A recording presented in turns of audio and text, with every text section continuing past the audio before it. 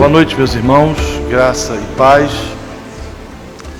Um prazer estar novamente aqui com vocês. Ontem à noite eu fiz uma exposição bíblica em Atos capítulo 10 e hoje farei uma outra exposição em Efésios capítulo 2. Mas antes de fazê-lo, eu só queria recomendar aos irmãos. Alguns me perguntaram sobre onde ler textos meus. Eu escrevo quase que diariamente para as redes sociais. Então você vai encontrar reflexões curtas, breves, tanto no Facebook quanto no Instagram. Hoje eu tenho usado até mais o Instagram do que o Facebook. Então, se você procurar Renato Vargens, você vai encontrar as minhas contas nessas mídias. E se desejar acompanhar aquilo que escrevo, poderá fazê-lo. Isso posto, queria convidá-lo a abrir a sua Bíblia comigo em Efésios capítulo 2. Efésios capítulo 2, nós vamos ler do verso 1 ao verso de número 10. Na medida que você for achando o texto, eu quero convidá-lo a colocar-se de pé, para que a gente possa fazer a leitura da palavra do Senhor.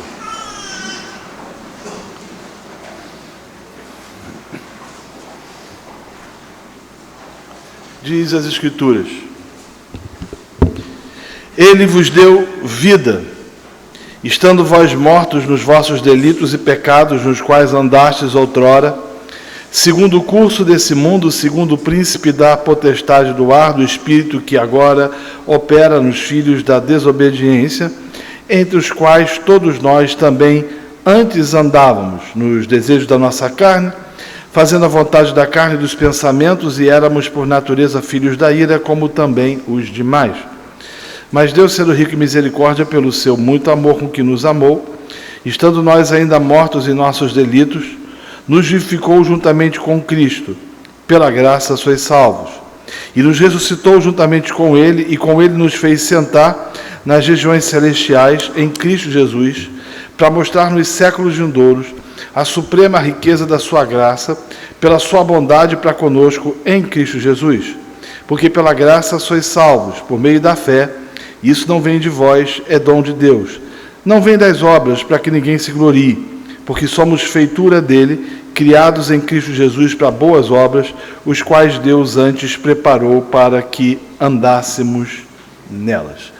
Queria orar mais uma vez e pedir que o Senhor preparasse o nosso coração para ouvir a sua palavra.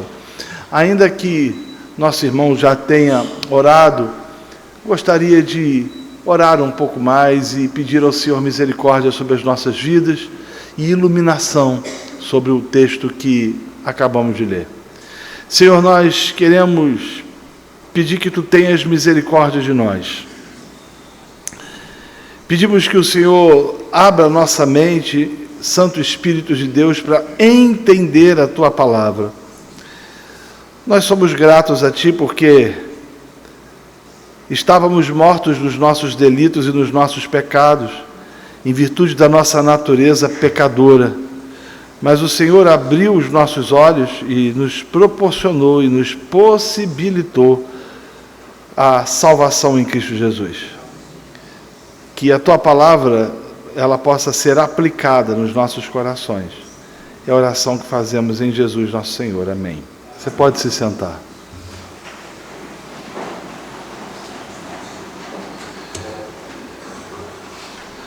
Antes de eu fazer a exposição do texto que acabamos de ler, eu julgo que seja necessário com que façamos algumas considerações. E, para tanto, eu gostaria de pedir sua total atenção. Em primeiro lugar, o homem foi criado por Deus, e essa é uma das mais espetaculares verdades narradas pelas Escrituras. E aí talvez você esteja dizendo, isso é elementar, meu caro Watson. Eu bem sei que o homem foi criado por Deus. Que bom que você sabe. Todavia, a gente sabe que existe um bocado de gente que diverge dessa afirmação e que discorda dessa perspectiva bíblica. Segundo lugar, ou segunda consideração, o homem é resultado da intervenção direta de Deus.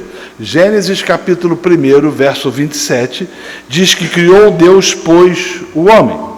E esse versículo inibe a possibilidade da utilização de um processo evolutivo para a formação do homem. Deus o criou e ele o fez soberanamente. Além disso, Deus não utilizou, como alguns têm defendido nos dias de hoje, formas pré-existentes ou subhumanas ou até mesmo humanoides para formar Adão. Ou seja, Deus não soprou o fôlego de vida em um quase macaco homem, que veio, portanto, a ser o primeiro homem. Terceiro lugar, o homem não foi criado, nem tampouco é derivado de outras criaturas. Na descrição do Gênesis, Deus criou o reino vegetal distinto do animal e o homem distinto de ambos. Quarta consideração, o homem foi colocado por Deus numa posição privilegiada em relação às demais criaturas. Essa posição exaltada é ainda demonstrada de forma poética em Salmos, quando Davi escreve uma exaltação das obras de Deus, dizendo: quando contemplo os teus céus, obra de teus dedos, e a lua e as estrelas que estabelecestes, que é o homem para que dele te lembres, e o filho do homem para que dele visites? Fizeste-o, no entanto, por um pouco menor do que Deus, diz o salmista, e de glória e de honra o coroaste, dando-lhe domínio sobre as obras das suas mãos. Quinto lugar, ou quinta consideração, o homem é o ápice da criação, a coroa da criação, e por isso tem sua distinção de todas as outras criações e criaturas, e está acima de todas elas. Em sexto lugar, o homem foi dotado por Deus de criatividade, de beleza e de poesia. Deus, ao formar o homem, constituiu ele a capacidade de ser criativo, de estabelecer e de fazer coisas belas e de ser um grande poeta. Em sétimo lugar, Deus não criou o homem de forma robótica. Na verdade, Deus criou o homem com a possibilidade de que esse pudesse pecar. E Santo Agostinho trata disso com muita propriedade, de que o homem podia pecar, posso pecar e não posso pecar, no momento da criação. E as Escrituras afirmam que o homem pecou. A Bíblia é clara em afirmar que, em virtude da desobediência, o homem caiu. E essa queda levou o homem para longe de Deus, transformando sua natureza numa natureza absolutamente depravada. Considerações feitas, vamos ao texto e aquilo que ele nos tem a dizer. O verso 1 é absolutamente claro em afirmar que, em virtude do pecado cometido por Adão e por sua esposa Eva, todos nós sofremos as consequências desse pecado, ou seja, estávamos mortos em nossos delitos e em nossas transgressões. A Bíblia diagnostica o pecado como uma deformidade universal da natureza humana e que se manifesta em detalhes na vida de cada indivíduo. E diz mais, as Escrituras afirmam que o salário do pecado é a morte e que todos estão destituídos da glória de Deus e que não existe um homem sequer que por seus próprios méritos esteja justificado diante do Senhor. É interessante que Paulo, a tratar especificamente dessa morte, ele usa uma palavra fortíssima. Essa palavra que ele usa é necros, a expressão que mais tarde deu origem à palavra necrotério, ou seja, o que Paulo está a dizer, que em virtude do pecado cometido por Adão, em virtude do pecado cometido por Eva, nós herdamos, através do nosso representante, as marcas e as características de um homem mau e de um homem pérfido. E a consequência direta disso é de que todos os homens, independente da sua posição social, independente da cultura, da nacionalidade, independente de onde quer que viva, da cor da pele, está morto em seus delitos e pecados. E essa palavra morto, ela traz no bojo o entendimento de alguém completamente incapaz de buscar ao Senhor, ou completamente incapaz de buscar a presença do Deus Todo-Poderoso, o que nos leva ao entendimento de que não adianta, portanto, forçar a conversão de quem quer que seja pelo fato inequívoco de que ele esteja morto.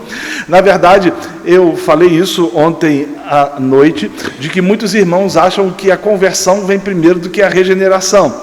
E aí, nessa perspectiva, entendem que se você converter o sujeito a Cristo, ele logo depois vai poder ser regenerado e, em virtude disso, vai poder ser um cristão. Todavia, o que as Escrituras nos ensinam de forma absolutamente diferenciada é que o homem, para ser convertido ao Senhor, ele precisa ser regenerado. E para ser regenerado, ele precisa ter vida. E para ter vida, ele precisa ser tocado efetivamente pelo Espírito Santo de Deus. E o que as Escrituras nos deixam, portanto, de forma absolutamente clara, é o entendimento de que a conversão, portanto, é uma ação divina. Segundo lugar, as Escrituras ensinam que o homem é completamente incapacitado de buscar ao Senhor. Por sua morte espiritual, ele não busca a Deus. E as Escrituras dizem que não existe ninguém que por si só busque ao Senhor.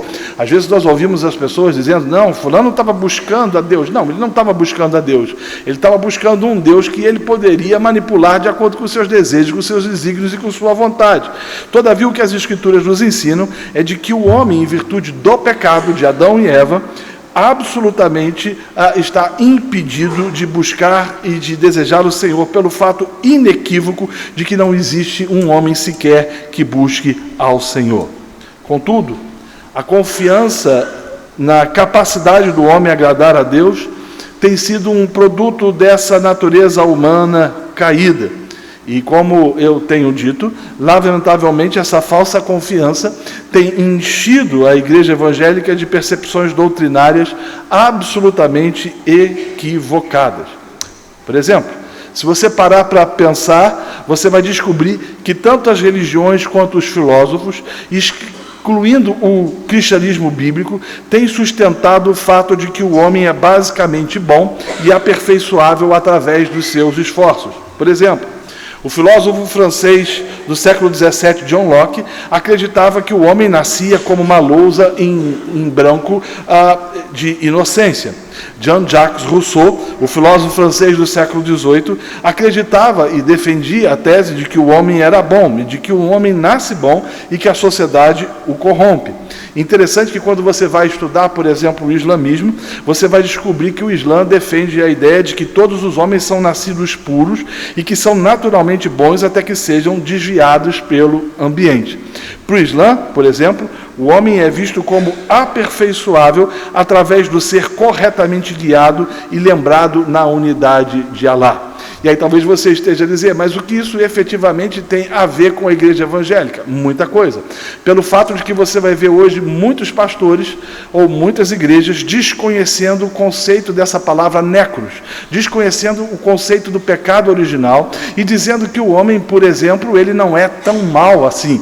E nessa perspectiva você vai ver o pelagianismo e o semipelagianismo tomando conta efetivamente de muitos pastores e de muitas igrejas que afirmam que o homem ele foi ferido ou maculado pelo pecado, mas ele não perdeu, portanto, a capacidade de buscar a Deus, o que as Escrituras veementemente negam. As Escrituras ensinam que o homem é totalmente incapaz de fazer qualquer coisa para buscar a Deus. E mais, as Escrituras também afirmam que o homem é totalmente incapaz de fazer qualquer coisa para a salvação. E mais, a palavra de Deus é clara em afirmar que o ser humano, independente da cor, do gênero, da nacionalidade, da classe social, está morto em seus delitos e pecados, e que não há, portanto, ninguém que busque ao Senhor, e que sem a menor sombra de dúvidas, o homem odeia Deus e é inimigo dele. E é o que Paulo trata efetivamente no texto. Há algumas evidências claras que as Escrituras nos trazem sobre este homem morto que está absorto em depravação total. Se não, vejamos, as Escrituras nos dizem que como herdeiros de Adão somos pecadores por natureza. É muito interessante, você não precisa ensinar uma criança de 6 meses a fazer pirraça, ela não faz. Você não precisa ensinar uma criança a mentir, ela mente. Você não precisa ensinar uma criança a agir de forma equivocada. Ela o fará pelo fato inequívoco de que a natureza desta criança é má. Não existe, portanto, nenhuma afirmação ou nada que possa dizer que o homem, por exemplo, nasce bom e que ele é fruto do meio, ou de que ele aprende a mentira porque ele convive com mentirosos, ou porque ele aprende a roubar porque ele convive com ladrões. Não, o que as Escrituras trazem, o diagnóstico que as Escrituras nos trazem é o pior possível sobre a humanidade.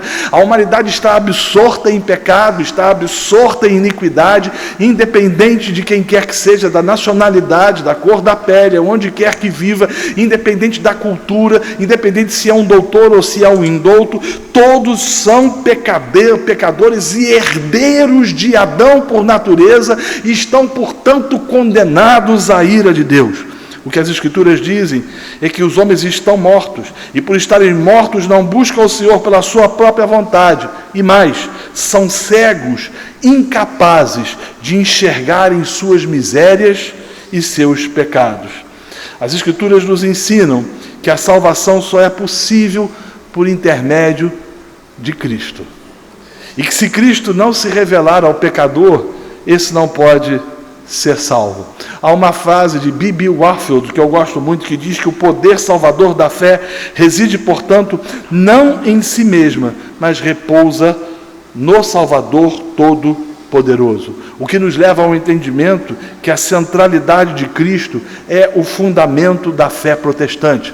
O que nos leva a compreender que não nos é possível anunciarmos salvação se não for mediante Cristo. Que o homem só pode ser salvo mediante a ação meritória de Cristo. De que o homem só pode ser salvo mediante a intervenção de Cristo. E de que absolutamente nada que o homem faça é capaz de livrá-lo de suas mazelas, de seus delitos e de seus pecados. Suas obras são infrutíferas, sua sabedoria não produz poder ou não tem poder algum. Absolutamente nada pode trazer ao homem salvação. Lutero dizia que Jesus Cristo é o centro e a circunferência da Bíblia. Isso significa que quem Ele é e o que Ele fez em sua morte e ressurreição são conteúdo, ou é o conteúdo fundamental das Escrituras. Então o que Paulo está dizendo aqui para os Efésios, para os gentios, é de que vocês estavam absolutamente mortos nos seus delitos e pecados. E a imagem que a gente deveria trazer à mente é como se alguém estivesse no necrotério, deitado numa pedra tipo mármore, incapaz de sair dali pelo fato de que a morte o tomou. Aliás, alguém aqui já foi a algum necrotério ou algum velório e viu o morto levantando a mão e pedindo para ligar o ar-condicionado que está quente? Alguém já viu o morto levantando o dedo e falando: será que alguém poderia trazer um pouco de água para mim porque eu estou com sede? Morto é morto. E a linguagem de Paulo aqui é absolutamente clara. A humanidade está morta. Sem Cristo ela está morta. Sem Deus ela está morta. A herança que ela recebeu de Adão é morte eterna, a não ser que o Deus Todo-Poderoso intervenha na sua vida. E é o que Paulo diz, que sem Cristo nada é possível ser feito. Em terceiro lugar, as Escrituras ensinam que, em virtude da queda do homem, o homem passou a andar segundo o curso desse mundo, segundo o curso desse aion, segundo o príncipe da potestade do ar, fazendo a vontade da carne e dos pensamentos, sendo por natureza filhos da ira. E é interessante que essa afirmação paulina é uma afirmação que, de certa forma, tem sido desconhecida por muitos crentes, que não entendem que, em virtude do pecado cometido por Adão e pelos pecados que nós cometemos, nós somos frutos da ira, ou melhor, sofremos ou sofreremos as consequências da ira de Deus. É Paulo que diz que o salário do pecado é a morte, que não existe nenhum justo sequer. E se o salário do pecado é a morte, se todos pecaram, estão destituídos da glória de Deus, e se não existe nenhum justo sequer, todos os homens estão condenados à ira do Deus Todo-Poderoso. Contudo, não é politicamente correto tratar dessa doutrina nos dias de hoje, porque, na verdade, o que as pessoas tratam efetivamente é de um Deus longânimo, um Deus misericordioso, um Deus bondoso, que no final das contas vai salvar todo mundo. Aliás, A propósito, o universalismo cresce a olhos vistos no nosso país. Quantos não são aqueles que têm dito que no final das coisas Deus há de salvar a todos os homens? Outro dia um pastor muito conhecido disse em sua comunidade que a esperança dele é que no último dia estejam sentados à mesa Hitler e tantas outras pessoas que não foram regeneradas com os crentes, porque no final das contas Deus é amor. Não, o que as Escrituras nos ensinam é que esse homem que estava morto nos seus delitos e nos seus pecados, que andava segundo o curso desse mundo, que estava absorto em todo tipo de malignidade, que chamava mal de bom, luz de escuridão, escuridão de luz, trevas de brilho, esses indivíduos estavam caminhando segundo um príncipe da potestade do ar, uma força invisível, maligna, diabólica, fazendo a vontade da carne, da sua natureza adâmica, tendenciosa ao pecado, tendenciosa à malignidade, sendo, portanto, natureza filho da ira. E é por isso que Paulo está dizendo que fora de Cristo os homens estão mortos. Por mais honestos, éticos, íntegros que sejam, em Cristo, sem Cristo, melhor dizendo, os homens estão mortos. Em outras palavras, nada que o homem faça pode justificá-lo diante de Deus. Em quinto lugar, as Escrituras afirmam que Cristo nos deu vida e que a salvação é um ato de graça e misericórdia. Devido ao pecado, o ser humano não pode optar por Deus, por sua livre e exclusiva vontade. Ele está cego, morto e nu. E, portanto, a gente entende que a salvação não é sinergística, mas monergística, uma intervenção que vem efetivamente do Senhor Deus Todo-Poderoso. Em sexto, as Escrituras afirmam que a salvação é exclusivamente pela graça e eu e você não temos mérito algum nela.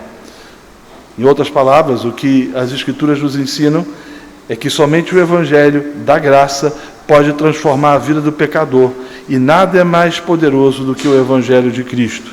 Somente Cristo pode salvar pecadores como eu e você. Somente Cristo para se compadecer de pessoas pecadoras. Deixe-me trazer alguns exemplos. Eu queria que você pensasse num homem mau. Pense num homem mau. Pense num homem de natureza má e pérfida. Seu nome é John Newton. John Newton foi dono de um navio negreiro. E John Newton costumava fazer o transporte de negros africanos da costa da África, levando-o diretamente para os Estados Unidos da América, onde ele os vendia ou trocava por rum e melado, levando efetivamente o produto ou o dinheiro para a Grã-Bretanha. Ele fazia esse transporte e ele fez esse transporte muitas vezes. A forma com que John Newton pegava essas pessoas era as piores possíveis. Escravos africanos que já eram escravos e que foram escravizados por outros africanos eram vendidos no porto. Ele pegava cerca de 400 pessoas e colocava-os no porão do navio e os prendia com grilhões. E era proposital essa presilha ou essa forma de manietá-los com grilhões, porque a travessia era tão desesperadora, era tão dolorosa, que os escravos, caso não estivessem presos, eles sairiam de lá e se jogariam no meio do Oceano Atlântico, pedindo para si a morte, porque não conseguiam lidar com o sofrimento imposto por John Newton e seus funcionários no navio. Não foram poucas as vezes em que muitos morreram e que John Newton jogou o corpo ou os corpos de crianças, de adolescentes, de homens e mulheres em meio ao Oceano Atlântico, sem se preocupar efetivamente com suas dores e suas histórias. Um homem mau. Até que um dia, ao atravessar o Oceano Atlântico, o navio que ele estava foi sacudido por uma grande tempestade. E a história diz que John Newton ficou absolutamente desesperado por ver que a morte estava diante de si. E ali ele fez uma oração.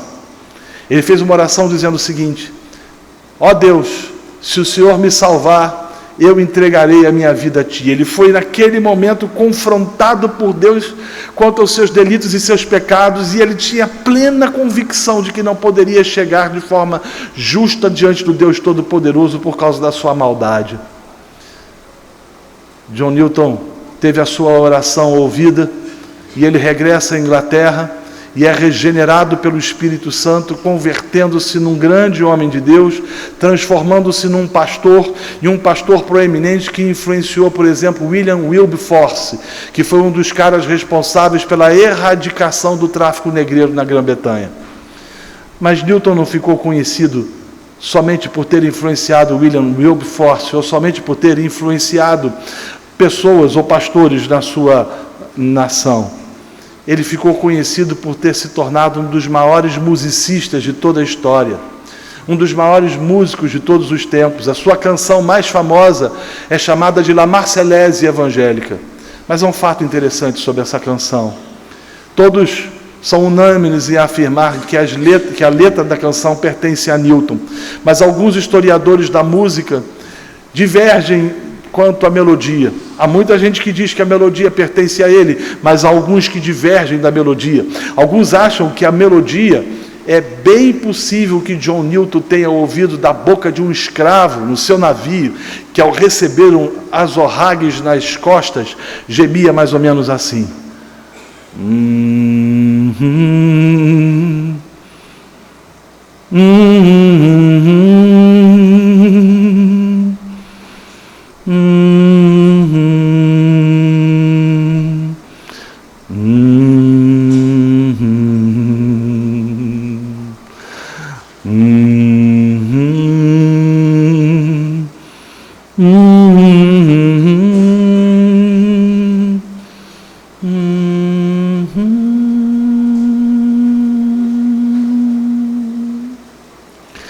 Foi Newton que compôs Amazing Grace, maravilhosa graça. E a letra dessa canção aponta exatamente para aquilo que Cristo faz num pecador. Aponta graciosamente para Efésios capítulo 2. Maravilhosa graça, ó quão doce é o som que salvou um miserável como eu. Eu estava perdido, mas agora eu me encontrei. Eu estava cego, mas agora eu vejo. Quando estivermos lá 10.000 anos, brilhantes como a luz do sol, não teremos menos dias para cantar louvores a Deus. A graça de Jesus me trouxe seguro, tão distante, e a graça me levará para casa. Maravilhosa graça, ó quão doce é o som que salvou um miserável pecador como eu. O que falar, por exemplo, de John Wesley? John Wesley foi enviado como missionário para os Estados Unidos da América, para a região de Massachusetts, para pregar o evangelho para os índios americanos.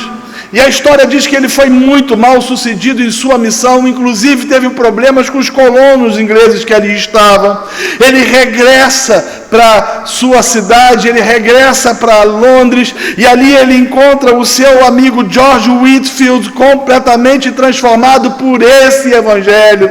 Juntamente de Whitefield, ele encontra também transformado por esse evangelho o seu irmão Charles Wesley, e ele fica em parafuso. Ele diz: o que é que pode me salvar? A sensação que ele tinha era de que o pecado o corroía, era de que a culpa o destruía. Por mais que ele tentasse fazer algo que agradasse a Deus, nada que ele fazia podia agradar ao Senhor. Um dia, ele lendo o mesmo texto que o monge alemão Martinho Lutero leu em Romanos, ele descobriu que a salvação se dava efetivamente pela graça, não pela sua própria sabedoria, não pela sua capacidade de agradar a Deus, nem muito menos pelos seus méritos, mas exclusivamente pela graça de Deus. E diz a história que esse homem foi transformado, e certa feita ele chegou numa igreja não conformista, e ali ele começou a pregar àquela multidão que ali estava a respeito do evangelho. E no meio da mensagem ele fez a seguinte pergunta aos que o ouviam: quais de vocês aqui, ou quais mulheres aqui são diferentes das moças ou das mulheres que se prostituem no cais em Londres? E ninguém respondia absolutamente nada, e ele mesmo trouxe resposta à sua mensagem dizendo, ou à sua pergunta falando: nenhuma de vocês, todas são pecadoras, depravadas e carecem desesperadamente da graça, da glória de Deus. O pároco fica indignado, chega para Wesley e fala: como é que você tem a coragem de falar isso ou de dizer isso para as moças da aristocracia inglesa? As portas se fecham e o Wesley vai para a rua pregar, assim como George Whitefield já estava a pregar.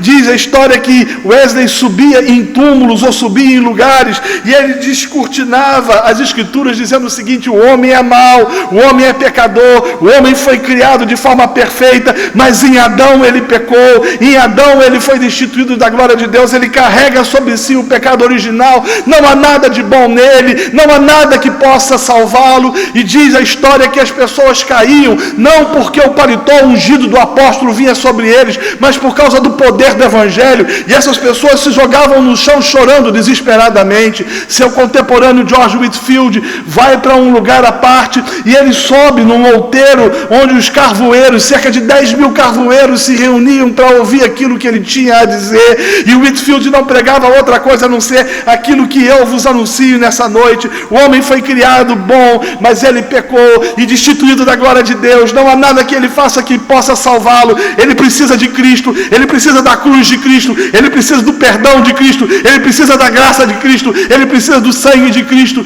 E a história diz que os carvoeiros choravam compulsivamente, a sua tez, a sua pele enegrecida pela ferrugem do carvão era marcada efetivamente pelas lágrimas, e milhares de carvoeiros foram salvos pelo poder do evangelho.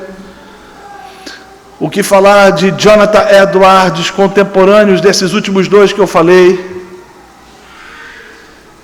que subia ao púlpito e com temor e tremor anunciava o evangelho com audácia e intrepidez, e pecadores eram salvos para a glória de Deus.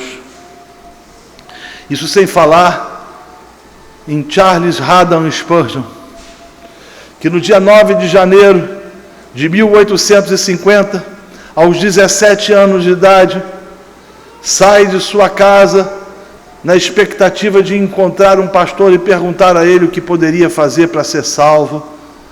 Naquele dia, naquele sábado, nevava compulsivamente na sua cidade e ninguém tinha conseguido chegar praticamente ao culto, incluindo o pastor. E segundo um dos biógrafos de Spurgeon, quem assume o púlpito possivelmente tenha sido um diácono, sem muito conhecimento das Escrituras, sem muito conhecimento da palavra do Senhor, que abria a Bíblia e dizia: olhai para o Senhor e sereis salvos, e vocês efetivamente serão salvos. E aquele menino de 17 anos foi salvo pelo poder de Deus. Sétimo lugar, as Escrituras afirmam que a salvação não é mediante obras, mas é por graça. E a tendência da gente é tentar achar que aquilo que a gente faz ou deixa de fazer é o que vai sensibilizar o coração de Deus, a fim de que herdemos ou experimentemos as bem-aventuranças do céu. Não há nada que a gente faça que possa nos levar à salvação. Somente a graça de Cristo.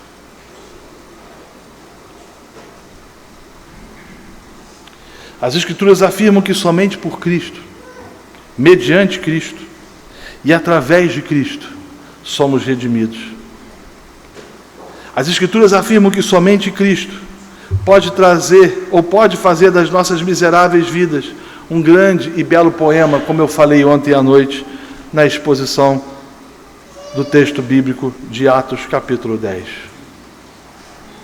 E as Escrituras afirmam que nós somos salvos efetivamente para a glória do nome dele. O foco da nossa mensagem é Cristo.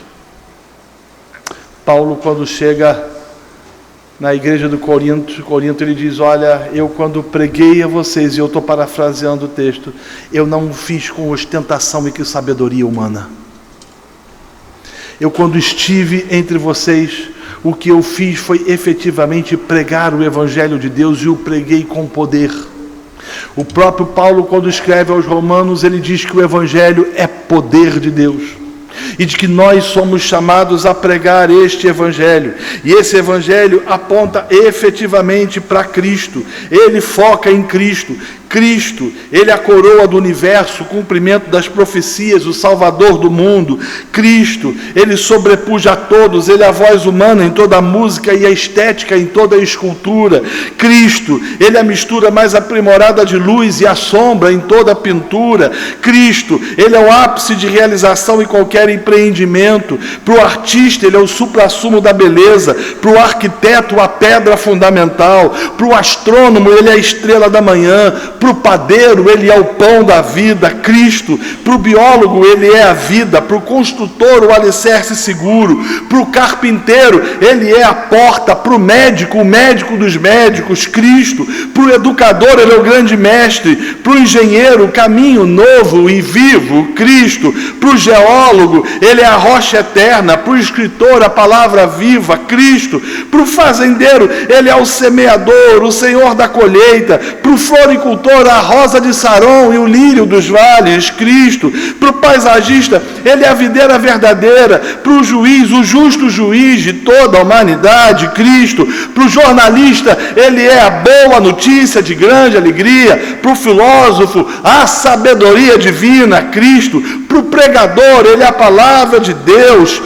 Para o estadista, o desejado de todas as nações. Para o trabalhador, Ele é o provedor de descanso. Para o pecador como eu e você, absorto em iniquidade e transgressão, Ele é aquele que tira o pecado do mundo, o pecador, o Cordeiro de Deus que tira o pecado dos nossos corações. Para o cristão, Ele é o Filho do Deus vivo, o Salvador e Senhor. Para o discípulo, Ele é o comandante geral e que nos dá ordem com clareza incondicional e inconfundível. Ele é o Cristo, o incomparável.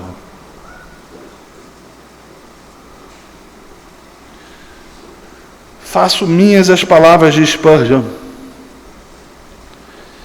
Bendigo meu Senhor e Mestre, por ter me dado um Evangelho que posso levar a pecadores mortos. O Evangelho que está à disposição do mais vil de todos os homens. Bendigo ao meu Senhor,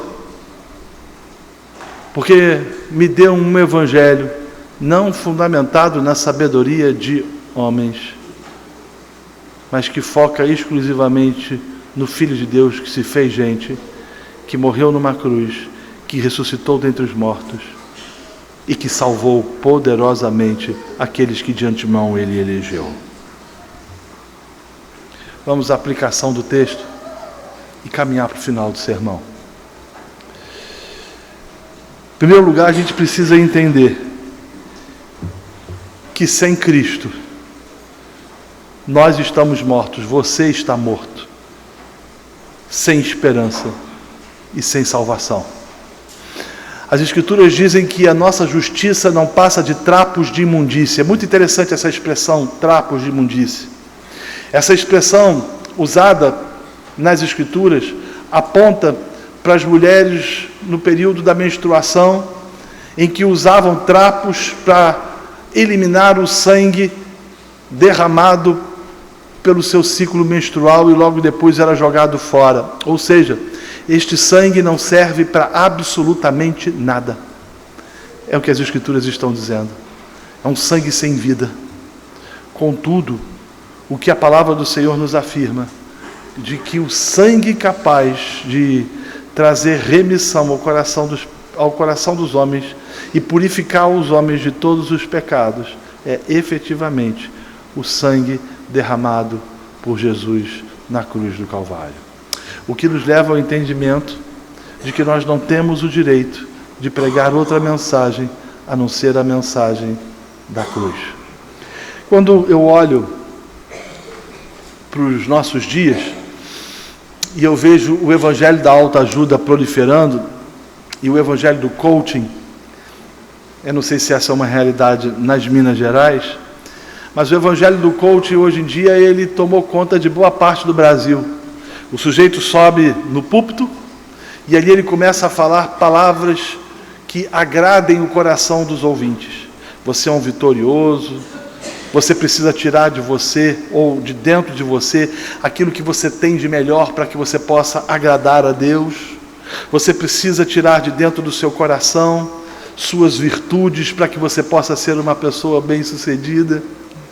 É interessante você olhar para o Evangelho da autoajuda, que foca no homem e que diz que o homem não é tão mal assim, e que diz, não, que você não é tão pecador assim, você tem virtudes, você tem valores, e essas virtudes e esses valores sensibilizam Deus, e Ele, sensibilizado por você, Ele vai poder trazer sobre suas vidas bênçãos.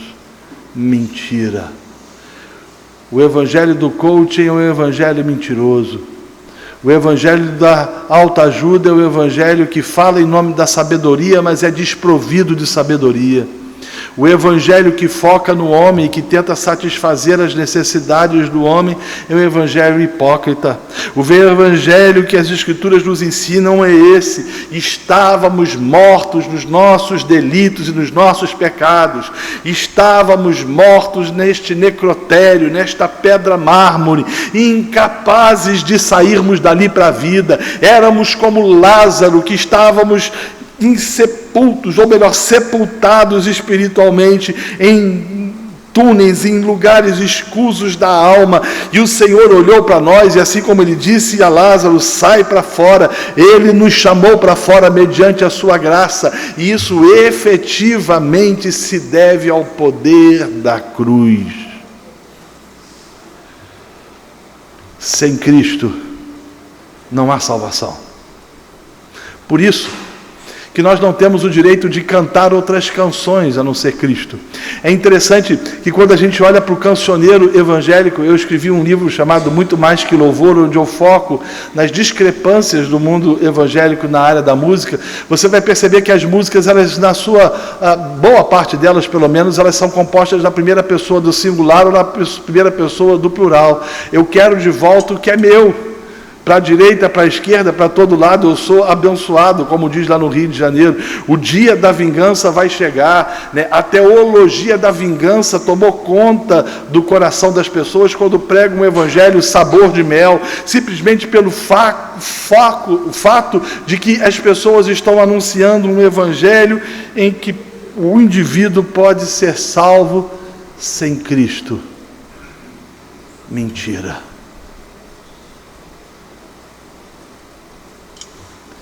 Nossas canções têm que ser para a glória de Cristo. Nossa reunião, nosso ajuntamento, Cristo tem que ser pregado. E a verdade tem que ser anunciada. Ainda que isso seja absolutamente complicado. Eu tenho um pastor amigo que ele me contou uma experiência triste.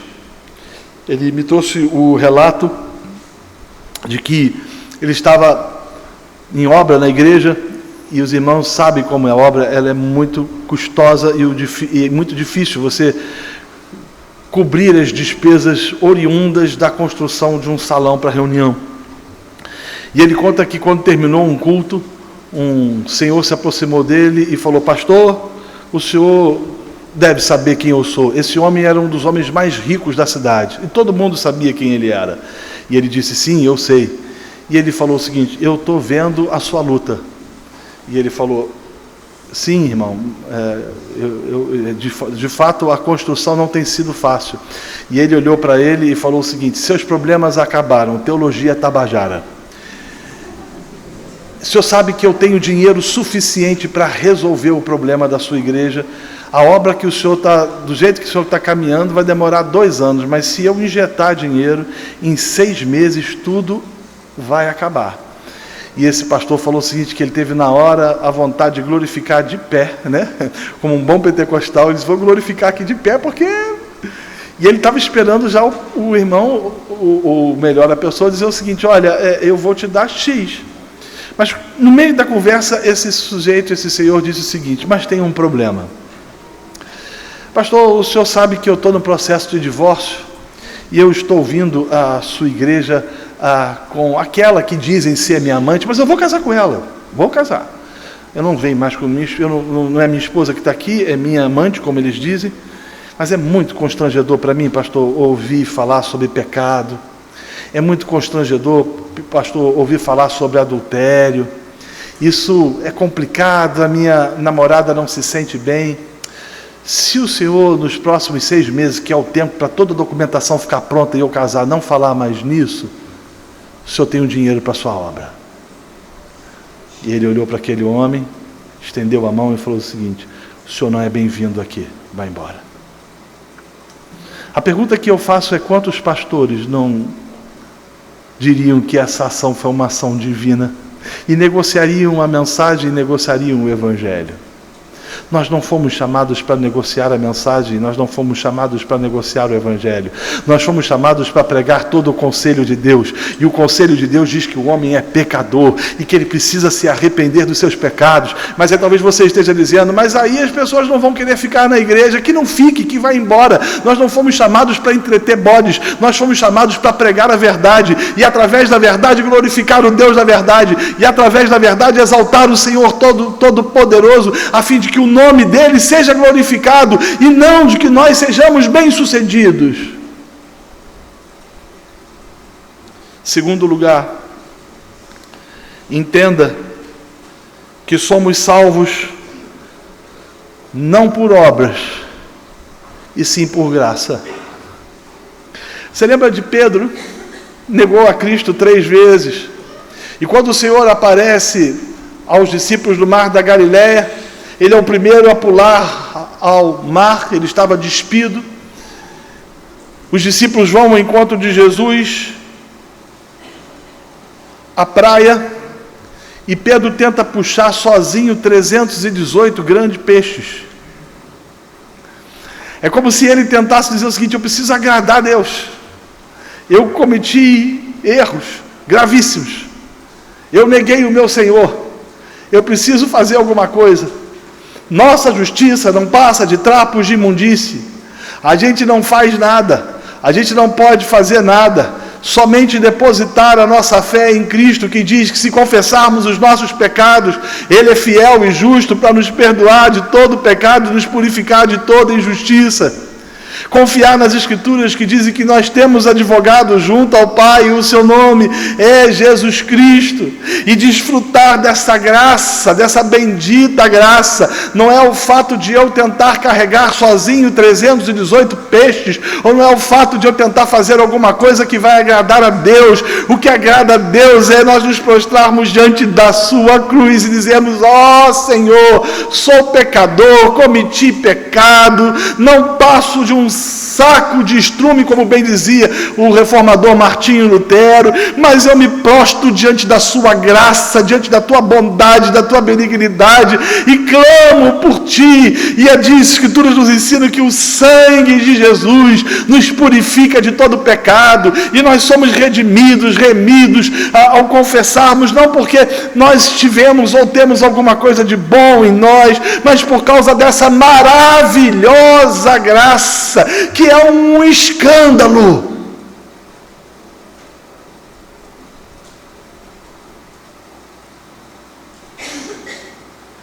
Que é um escândalo.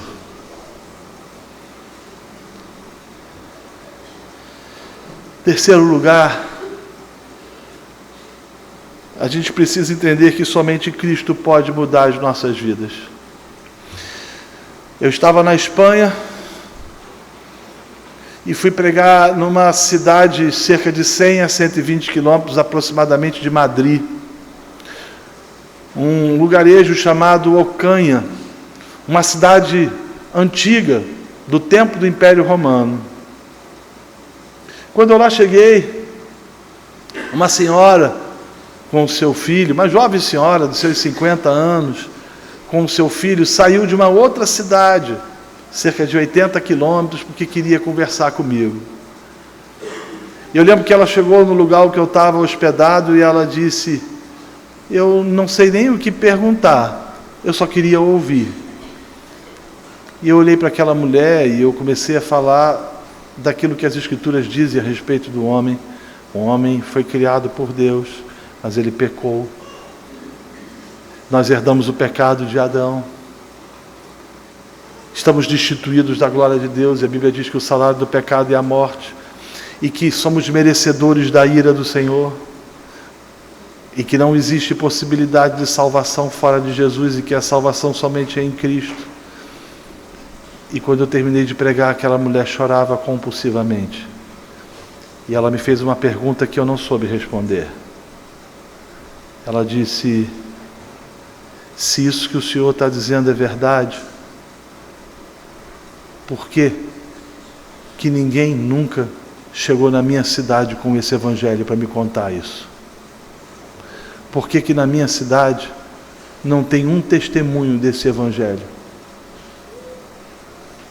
Como explicar para aquela mulher que a igreja evangélica brasileira, por exemplo, é uma igreja rica, mas não é uma igreja com paixão por almas? Eu chego à conclusão que o fato de sermos poucos evangelistas se deve ao fato de que a nossa base doutrinária relacionada à doutrina da depravação total é rasa. Porque se nós conseguíssemos entender a dimensão do pecado, seríamos pregadores do Evangelho.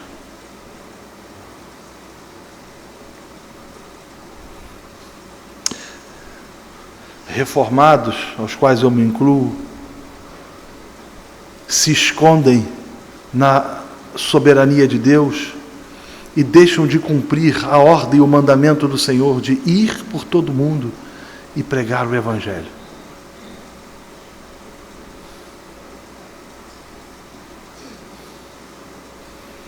Dizemos: o Senhor salvará os seus, o que é verdade.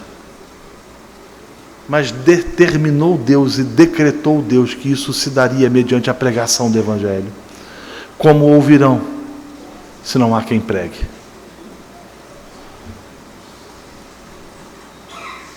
O que nos leva à indagação: será que temos entendido a responsabilidade de anunciar o Evangelho? Vivemos numa sociedade ensimesmada, cujo mote é a farinha pouca, meu pirão primeiro. Vivemos numa sociedade hedonista, preocupada somente com suas necessidades e com os suprimentos das suas vontades. Vivemos no meio de uma sociedade cujo foco é a satisfação pessoal. Estamos preocupados somente com a satisfação das nossas almas e com a satisfação dos nossos corpos, sem contudo entendermos que fomos colocados por Deus como atalaias, como profetas, como missionários, sem entendermos que no domingo, quando nos reunimos, deveríamos ser eclésia, mas que quando na semana nos dispersamos, somos chamados a ser diáspora, pregar o Evangelho, anunciar o Evangelho, proclamar o Evangelho, chegar aonde ninguém chega, anunciar a mensagem onde ninguém quer anunciar. Vivemos num país onde 60 mil pessoas são assassinadas por ano. Vivemos num país onde temos 40 milhões de evangélicos e 30 milhões que passaram pelos nossos arraiais e que não estão mais. Vivemos num país que se diz viver ou experimentar um avivamento. Que avivamento é esse que não tem produzido paixão pelo Evangelho? Que avivamento é esse que não tem feito com que nós anunciemos as boas novas de Cristo e que choremos por aqueles que estão absortos em depravação total? Que avivamento é esse que não nos leva às ruas, os guetos, aos becos? Que avivamento é esse que não confronta os homens em suas incongruências, idiosincrasias e patologias? Que avivamento é esse que não faz com que a gente entre em lugares com o Evangelho que é poder de Deus, que não está fundamentado em sabedoria humana, em percepções humanas, mas sim, efetivamente, é uma mensagem poderosa, simples, sim, mas poderosa, que chega diante do pecador e diz: você precisa desesperadamente de Cristo, você precisa se arrepender dos seus pecados.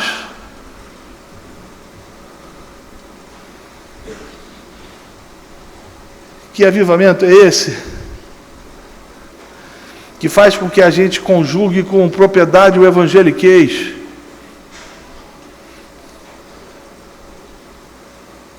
sem contudo manifestar os frutos do novo nascimento. Quando eu olho, por exemplo, para as estatísticas que dizem que mais de 80% das mulheres que apanham dos seus maridos, apanham de maridos evangélicos no Brasil, a conclusão que eu chego é que esse é um avivamento brasileiro, mas não é um avivamento que nasceu dos céus.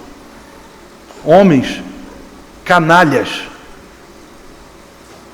que batem em mulheres, que gostam de ser chamados de machões, mas não são machos, que enchem as nossas igrejas com comportamentos religiosos e moralistas, mas que não nasceram de novo. Gente que deveria ser denunciada pela Lei Maria da Penha e ser presa.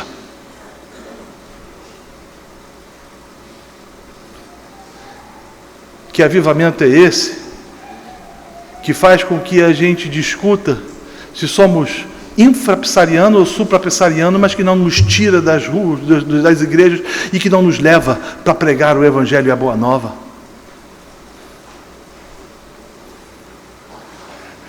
Aí talvez você esteja dizendo, o discurso do pastor Renato está parecendo um discurso arminiano. Spurgeon, ele era acusado de arminiano pelos reformados e de reformado pelos arminianos.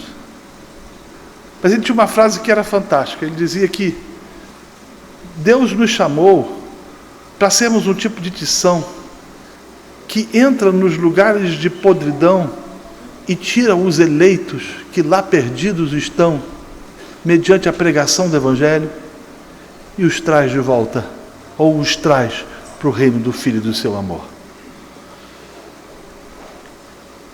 Como ouvirão, se não há quem pregue?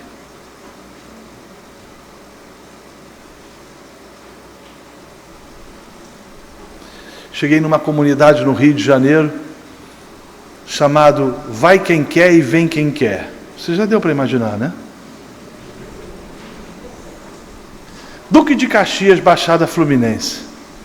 Cheguei, o pastor estava na rua principal, dizendo o seguinte para mim: reverendo, não vai dar para o senhor entrar, porque o tráfico bloqueou com barricadas de concreto a entrada das pessoas. O senhor tem que deixar o carro aqui andando comigo. Cerca de 500 metros nós fomos andando. E quando eu cheguei perto da igreja, eu vi uma tenda de circo montada. E eu perguntei: o que é isso? E ele falou: lá para as 11 horas da noite vai começar um baile funk. E as meninas de 9 anos de idade vão fazer sexo oral por R$1,99. E os meninos de 12 vão andar com um fuzil na mão, vendendo pó de 10 e pó de 15. E aquele homem começou a chorar. E ele falou: o que eu faço? Faço projeto social? Crio atividades esportivas? E eu disse àquele homem: ainda que você possa fazer isso, isso não tem poder de transformar o coração do pecador. A única coisa que transforma o coração do pecador é o Evangelho. Esse Evangelho que transformou o coração de John Newton, de Charles e John Wesley, de George Whitefield, de Charles Haddon Spurgeon, que transformou o seu e o meu, é o Evangelho que precisa ser pregado.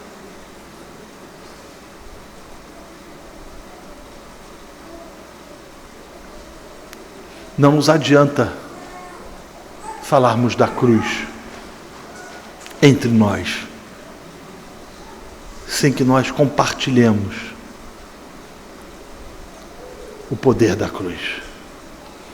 Eu estou caminhando para o fim. Nós não valorizamos a liberdade que temos. Ainda vivemos num país livre. Temos acesso aos mais variados tipos de Bíblia. Temos acesso à literatura. Você mesmo, quando terminar o culto, você tem, como o pastor disse, uma biblioteca montada ali que você pode adquirir livros de excelente nível. Mas não é assim no mundo. As estatísticas dizem que 100 mil cristãos são assassinados por ano no mundo por sua fé em Cristo. Mas a gente segue brincando de poliana, fazendo o jogo do contente. Um amigo meu foi missionário na China e ele me contou uma história que eu sempre repito e que muito mexe comigo. E eu concluirei o sermão com essa história. Ele conta que ele foi convidado para ir a um culto cristão com irmãos chineses no meio da mata, por razões óbvias, comunismo. Mata-se cristãos. Daí que não dá para entender o flerte de cristão com marxismo cultural. Bom, isso vai ser outra história. E ele disse que ele chegou lá naquele lugar, devia ter umas 150, 200 pessoas mais ou menos. Não tinha cadeira, não tinha sistema de refrigeração, não tinha púlpito, instrumentos, não tinha nada. E o culto começou e o pastor, no meio do culto, chamou duas famílias à frente. Uma família ficou-se à esquerda do pastor e chorava muito. E ele não entendia o mandarim, e ele começou a conjecturar, o que será que é isso? E ele começou a pensar, não, o pastor deve ter chamado uma família que está passando por alguma luta, por algum problema, por alguma dificuldade. E como diz a Bíblia, vamos chorar com os que choram. Deve te chamar para poder orar, né? Mas a família que ele chamou, a outra família que ele chamou, que estava à direita do pastor, estava alegre, estava feliz, e ele via as pessoas rindo. E ele fala, não estou entendendo, se ali chora e aqui ri, bom, então deve ser o seguinte, aquela família foi abençoada, Deus agiu com providência, deu algum livramento, e assim, vamos nos alegrar com os que se alegram. Mas uma moça, percebendo que ele não estava entendendo o mandarim, começou a traduzir para o inglês. E ele descobriu que não era nada daquilo. Aquela igreja tinha uma única Bíblia. E essa única Bíblia ficava uma semana com cada família por ano. Aquela família que estava chorando, o homem tinha dito o seguinte, nós ficamos com a Bíblia a semana inteira, nós lemos o Novo Testamento todo e conseguimos ir até Josué, mas nós estamos desesperados porque nós não teremos mais a palavra do Senhor.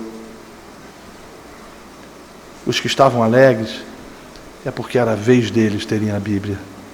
Na semana seguinte eles iriam chorar. E nós?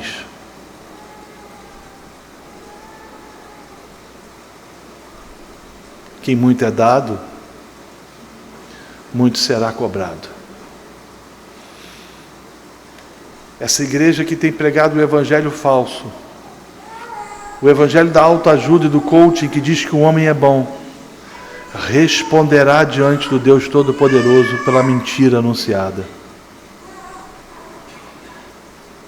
Mas oxalá, queira Deus, tomara Deus, que Deus tenha misericórdia de nós e que nos desperte para sermos pregadores simples do Evangelho, a fim de que pecadores sejam salvos e Cristo glorificado.